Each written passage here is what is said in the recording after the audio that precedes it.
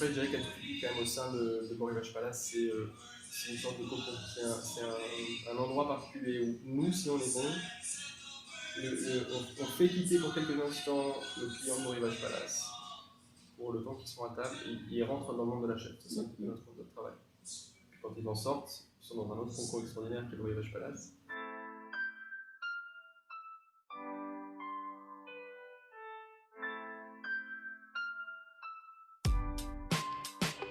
Alors, je m'appelle Edmond Gasser, je suis chef sommelier pour Beau Rivage Palace à Lausanne, particulièrement du restaurant de Sophie Pic, et puis j'ai aussi un regard sur les cartes des vins des autres points de vente. Je suis né à Paris en 1989 et je suis en Suisse depuis 5 ans. Je travaille à Genève, à Beau Rivage, et puis à Mandar-Oriental. Avant ça, j'ai fait un petit crochet par l'Allemagne, et puis par l'Angleterre et Paris précédemment. J'ai posé les valises pour le moment en Suisse, et puis on est très heureux encore.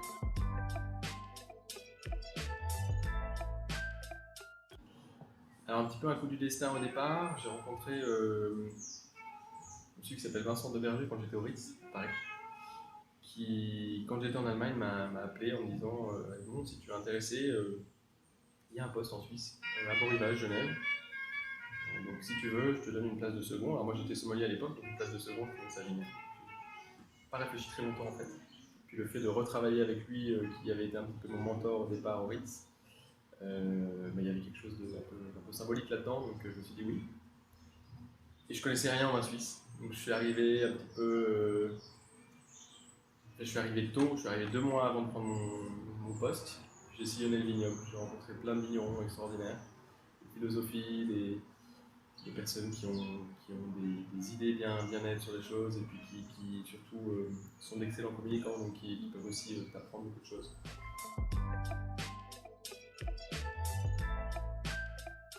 Ouais, plein. Genève d'abord, j'ai parlé du vignoble de Genève parce que c'est le premier vignoble avec qui j'étais en contact. Des vrais coups de cœur, le domaine des Hutins, Méliane Hutin, Sophie Dugerdil, le duo inséparable, Jean-Pierre Pellegrin, ses poésies, ses vins, le domaine des balisiers pour la bio. C'est un petit peu les premiers domaines avec qui j'ai eu très bon contact. Philippe Villard à Agnières aussi. C'était vraiment les vins qui m'ont animé et que je présente d'ailleurs volontiers à la clientèle lausannoise, même si Genève ici à Survaux, c'est un petit peu. Ouais, c'est un petit peu moins bien vu, mais on le fait avec plaisir parce que je pense que c'est un grand vignoble réellement qui a fait des efforts et qui a fait des choses pour se mettre à la page.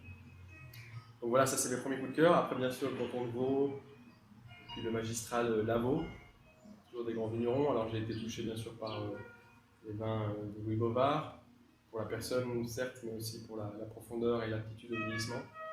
Les vins des Frères Dubois, les vins de Cyril Séverin, ils sont nombreux, hein, je pourrais en citer Vincent Chollet, de même Jean-Daniel Porta, enfin il y en a plein. Il y en a plein, et puis je dirais ce qui est merveilleux, c'est que quand on est dans une phase de découverte comme ça, rien n'est figé, on n'a pas d'a priori, donc on construit vraiment avec les rencontres et avec le sensible, sans avoir, parce que c'est vrai que je connaissais vraiment rien, donc on m'a un petit peu présenté à 2-3 domaines, mais après de fil en aiguille, tu arrives à trouver ce qui te plaît, ce qui te marque et ce que tu as envie de communiquer au restaurant.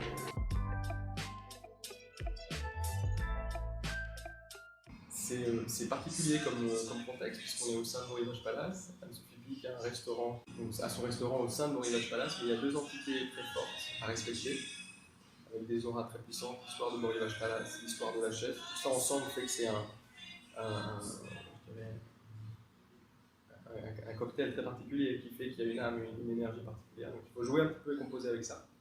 C'est aussi 2 maisons qui ont énormément d'idées à proposer, donc il faut aussi réagir sur ça, être très dynamique, très vif dans ce que l'on fait, dans ce que l'on entreprend pour que tout ça se mette bien en place et qu'il y ait une cohérence dans l'ensemble. Après, je dirais qu'Atoupili, quand même, au sein de Beau Rivage Palace, c'est une sorte de cocon. C'est un endroit particulier où nous, si on est bon,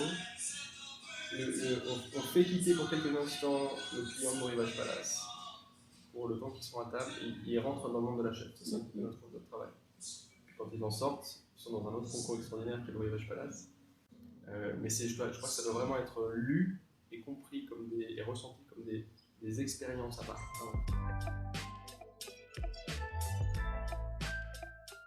Et avec la chef, ça se passe très bien. C'est une personne qui a une ouverture d'esprit remarquable, qui nous laisse carte blanche, qui a un côté, je dirais presque un peu maternel avec ses équipes, parce qu'elle se soucie du bien-être de chacun, elle nous questionne beaucoup, elle est très curieuse de ce qui se fait, de ce qui est fait, du terroir suisse bien sûr, mais c'est impressionnant, je pense, à ce niveau, de garder, on pourrait se dire, bah oui, c'est évident pour réussir, mais en fait, je pense que c'est pas si simple. Quand on a tant de renommées, tant de choses qui marchent, de se dire, bah, je suis encore je me remets en question et je me questionne, c'est énorme, c'est grande chance.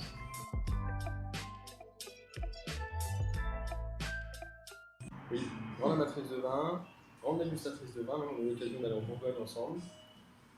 C'est une personne qui écoute beaucoup et qui a un jugement très précis sur les choses. Quand elle tire une conclusion, son jugement personnel, c'est toujours très précis. C'est jamais parler pour combler, c'est vraiment une fois qu'elle a écouté, entendu, goûté et qu'elle s'est fait sa propre idée, il y a vraiment et c'est assez impressionnant la faculté aussi de mettre des mots précis sur ses sensations, sans avoir de formation de sommelier. Elle est au contact du sommelier, mais elle n'a pas cette formation. Et c'est très précis, donc pour nous aussi c'est très enrichissant parce qu'on se dit, ah oui, ça, elle a ciblé ça, ça, ça, ça. Et ça nous donne encore une ouverture supplémentaire.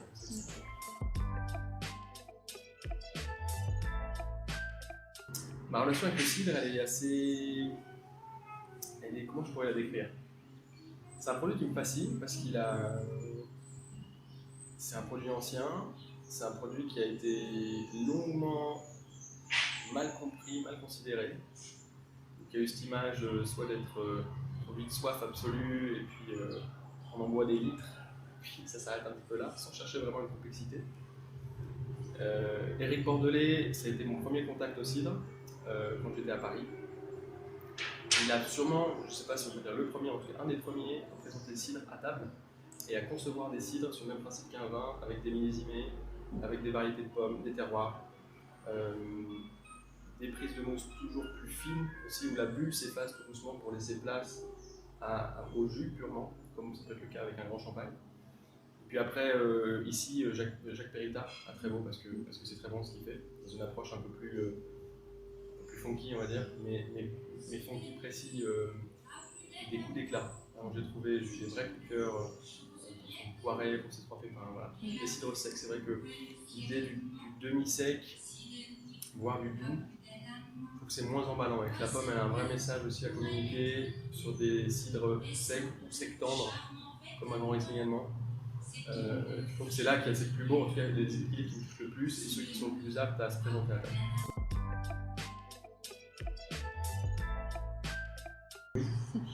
J'ai des cidres, alors ceux de Jacques Périta principalement, parce que c'est proche, on va dire, c'est celui qui nous a le plus convaincus de ce qu'on a goûté en Suisse. Après, rien n'est fermé, on pourrait avoir des cidres du Pays d'Auge aussi, mais disons, surtout en ce moment, on a envie de présenter un produit suisse. C'est celui qui arbore la carte avec deux références de cidre.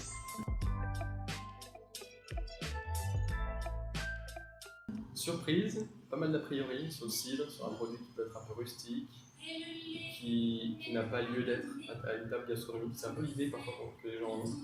Et en fait, on s'aperçoit que dans le discours, quand il est présenté justement comme un vin, il y a un millésime, il y a des variétés de pommes, il y a une idée de terroir, il y a des bouches qui sont aussi complexes que celles d'un vin, qui ont la même sapidité et la même faculté à se profiler à travers différentes textures. Donc, ça, c'est vraiment. Donc je pense que c'est un travail du sommelier pour le coup. Qui doit être fait et puis qui fait que le cidre a toute sa place et aura toute sa place dans les années à venir.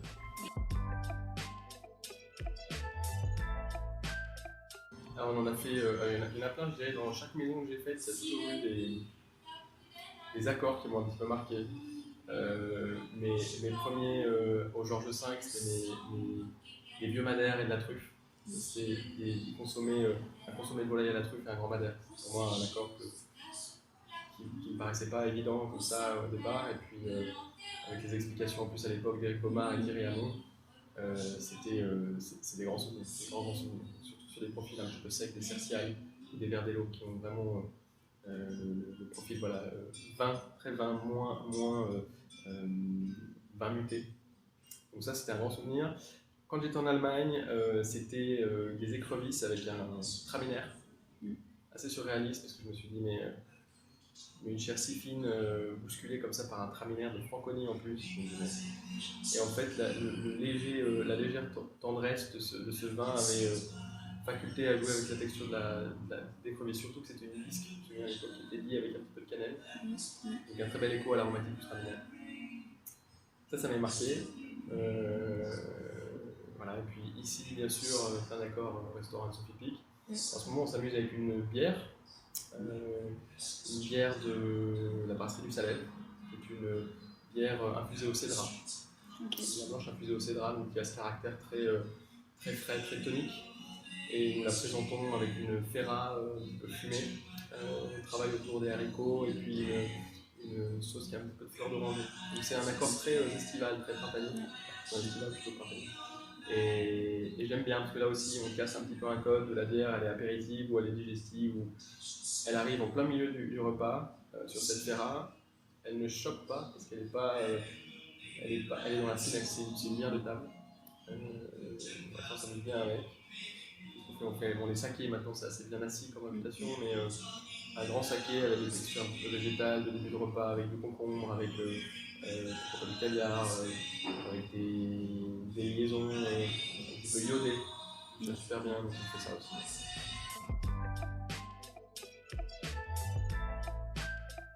J'aimerais bien un article sur la thématique sans alcool, sur un sourcing de.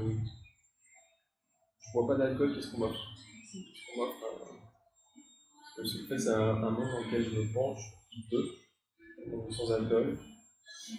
Et en fait, les possibilités sont énormes. Elles ont très peu été exploitées, je pense, jusqu'à maintenant. Ouais. Et on trouve des produits qui sont au moins aussi qualitatifs aussi que certains vins. Que ce soit des jus, que ce soit des thés, que ce soit des infusions, que ce soit des décoctions, que ce soit plein de choses. Et ça m'intéresse pas mal parce que de plus en plus de personnes doivent limiter leur consommation d'alcool, avec raison. Et ça ne doit pas être des clients qui doivent se sentir un petit peu mis sur la touche du fait qu'ils boivent pas d'alcool et se mener parfois, j'imagine, inconsciemment, a tendance à s'adresser à la personne qui boit du vin plus d'autres. C'est bien de boire de la Saint-Branché ou de l'Aigné, mais ça m'intéresse moins. Oui. Et c'est la pire des choses. J'ai vu ça quand ma compagne était enceinte. Au restaurant, elle n'avait pas tout à fait la même attention. J'ai dit, problème. Alors si on a des vraies alternatives à proposer, ni des jus trop sucrés, ni des boissons chaudes, parce que faire des accords avec l'été, moi je ne prends pas, franchement, quel était chaud, je ne veux pas y boire de thé à table. Thé froid à un moment, pourquoi pas. Mais je pense qu'il y a vraiment beaucoup de choses, et surtout on peut laisser place à une créativité dans l'exploitation de certains produits, de certains légumes, ouais c'est sympa.